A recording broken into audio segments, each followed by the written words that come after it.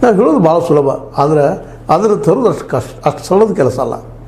ಯಾಕಂದರೆ ಈಗ ಏನಾಗಿದೆ, ಶಿಕ್ಷಣದಲ್ಲಿ ನಾವು ಮಾತಾಡ್ತಿದ್ವಿ, ನಮ್ಮ ಮಕ್ಕಳು ಜಾಣ ಆಗಬೇಕು, 100ಕ್ಕೆ 100 ಪಾಸ್ ಆಗಬೇಕು, ಅದೇ ಬಿಟ್ಟು ನಾವು. ಆದರೆ 100ಕ್ಕೆ 100 ಪಾಸ್ ಆಗಬೇಕಾಯ್ತು, 100ಕ್ಕೆ 100 ಬಂದಲ್ಲಿ ಅಭ್ಯಾಸ ಮಾಡಬೇಕು.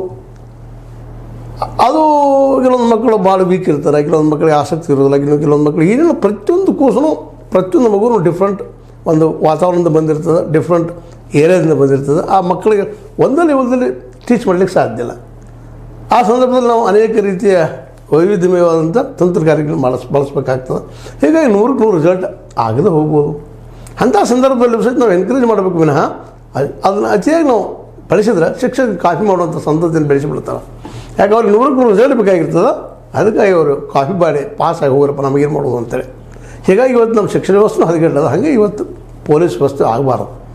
ತಪ್ಪಿತಸ್ಥನ ಕಂಡು ಹಿಡಿಯುವಲ್ಲೇ ಅವ್ರು ಯಾವ್ಯಾವ ರೀತಿ ಬೇಕು ಅವೆಲ್ಲ ಪ್ರಯೋಗ ಮಾಡಲಿ, ಅವರು ಏನು ಪ್ರಶ್ನೆ ಇಲ್ಲ. ಹೊಸ ಹೊಸ ಟೆಕ್ನಾಲಜಿ ಉಪಯೋಗ ಮಾಡಲಿ, ಏನೆಲ್ಲ ಮಾಡಲಿ, ತಪ್ಪಿತಸ್ಥನಿಗೆ ಮಾತ್ರ ಶಿಕ್ಷೆ ಆಗಲೇಬೇಕು. ಆದರೆ ನಿರಪರಾಧಿಗೆ, ಒಬ್ಬ ನಿರಪರಾಧಿಗೆ ಶಿಕ್ಷೆ ಸಿಗೋದು 100 ಮಂದಿಗೆ ಅಪರಾಧಿಗೆ ಶಿಕ್ಷೆ ಕೊಟ್ಟಂಗೆ ಅಂತ. ಅದು ಇನ್ನೂ ನಮ್ಮಲ್ಲಿ ಬ್ರಿಟಿಷ್ ವಾತಾವರಣದಿಂದ ನಾವು ಹೊರಗೆ ಬಂದೇ ಇಲ್ಲ ಅಂತ ಅನ್ನಿಸ್ತದೆ. ಯಾಕಂತ